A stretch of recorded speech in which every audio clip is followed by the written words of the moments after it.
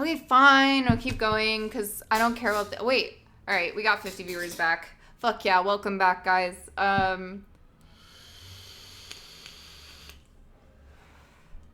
Sassafrage Pants Russell was called on the telephone.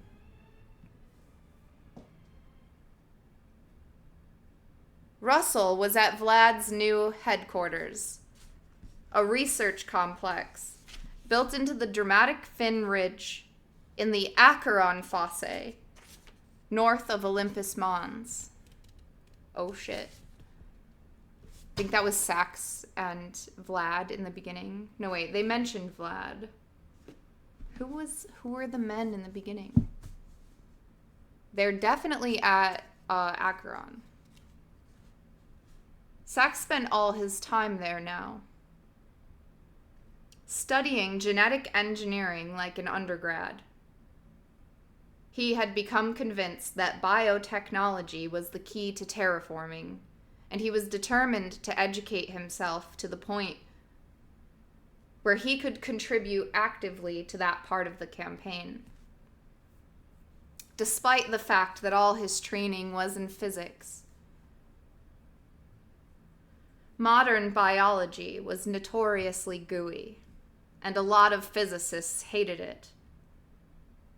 But the people at Acheron said Sax was a quick learner, and John believed it. Sax himself made little snicking noises at his own progress, but it was clear he was deep in.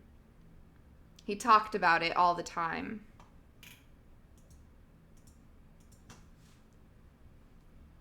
It's the crux, he would say. It's the crux, he would say. We need the water out of the ground. We need the water out of the ground and the carbon dioxide out of the air. So it's going to take biomass to do both. And so he slaved at the screens and in the lab. He listened to Boone's report with his usual impassivity. Such a parody of the scientist, John thought. He even wore a lab coat. Seeing his characteristic blink made John think of a story he had heard one of Sax's assistants tell to a laughing audience at a party. In a secret experiment gone awry, 100 lab rats that had been injected with an intelligence booster became geniuses. They revolted, escaped from their cages, captured their principal investigator, and strapped him down and retro-injected all their minds into his body, using a method they invented on the spot. And that scientist was Saxifrage Russell. Oh, they told us his name again.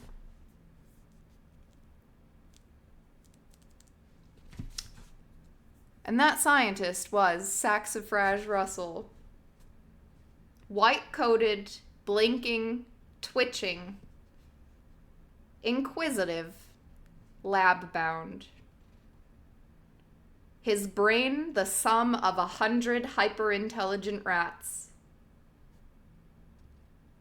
And named for a flower, like lab rats are. It's their little joke, see?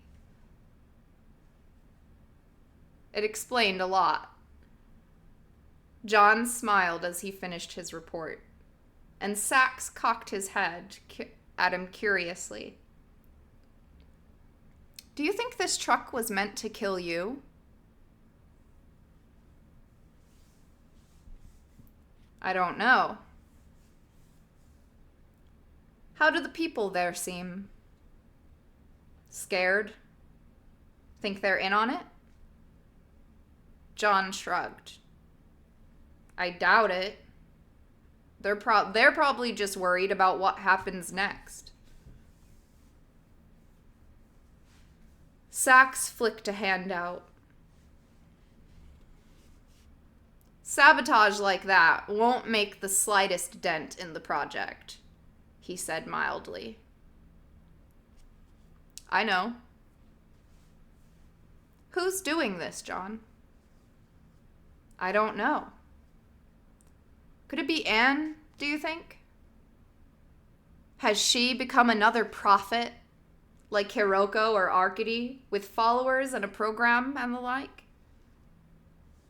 You have followers and a program too, John reminded him.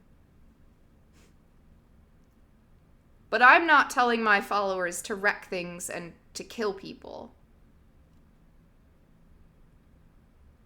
Some people think you're trying to wreck Mars.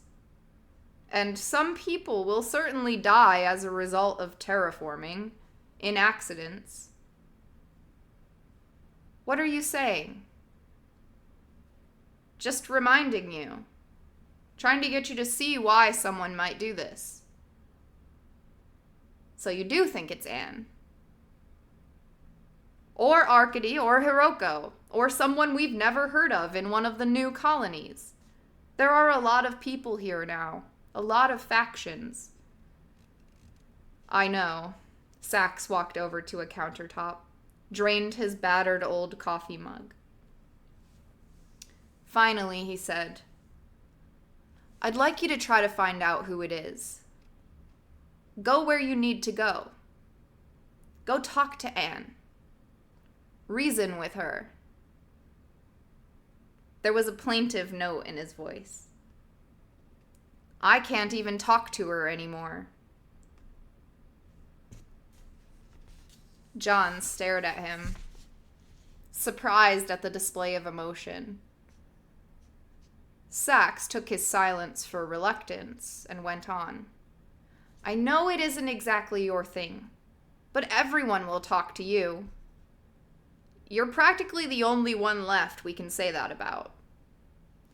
I know you're doing the mohole work, but you can get your team to do your part of that. And keep visiting the mohole.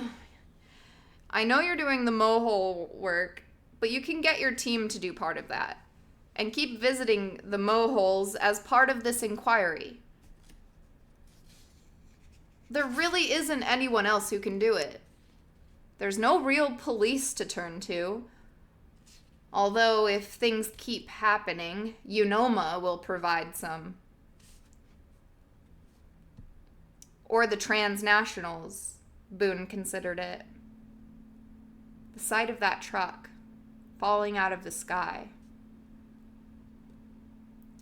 All right, I'll go talk to Anne anyway. After that, we should get together and talk about security for all the terraforming projects.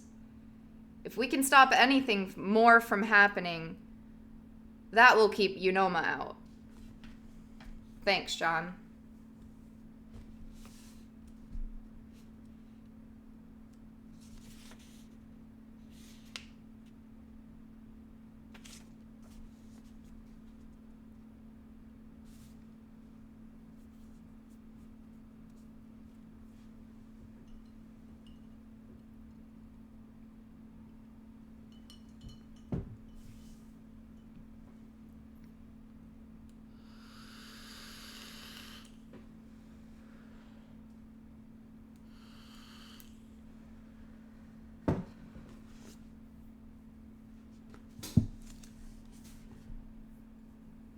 Boone wandered out onto his suite's balcony.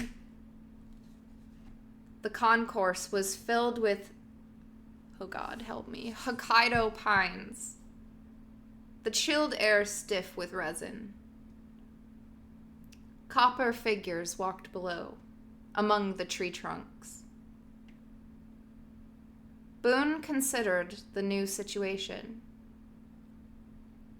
For 10 years now, he had worked for Russell on terraforming, managing the moholes, and doing PR and the like.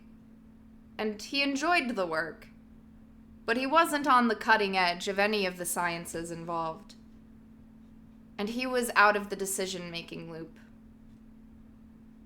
He knew that many people thought of him as a figurehead only, a celebrity for consumption back on Earth, a dumb space jock who had gotten lucky once and was living off that for good.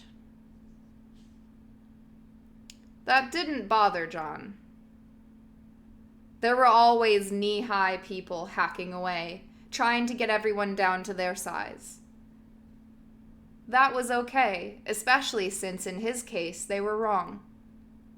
His power was considerable, although perhaps only he could see the full extent of it, as it consisted of an endless succession of face-to-face meetings, of the influence he had over what people chose to do. Power wasn't a matter of job titles, after all. Power was a matter of vision, persuasiveness, freedom of movement, fame, influence. The figurehead stands at the front, after all, pointing the way. Still, despite all that, there was something to be said for this new task. He could feel that already. It would be problematic, difficult, perhaps risky. Above all, challenging.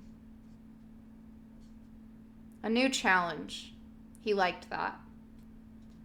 Going back into his suite, getting into bed. John Boone slept here.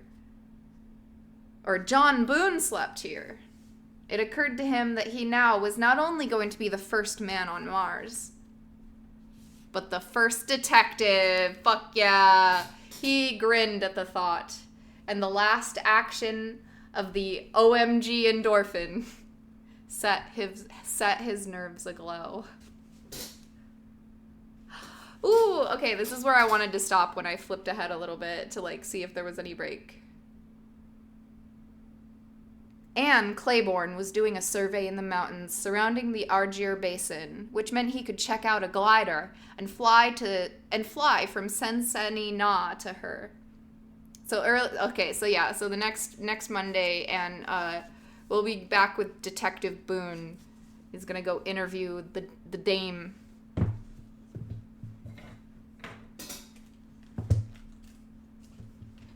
Miss Anne. All right, sweet. Thank you for Monday Book Club this week, and back to the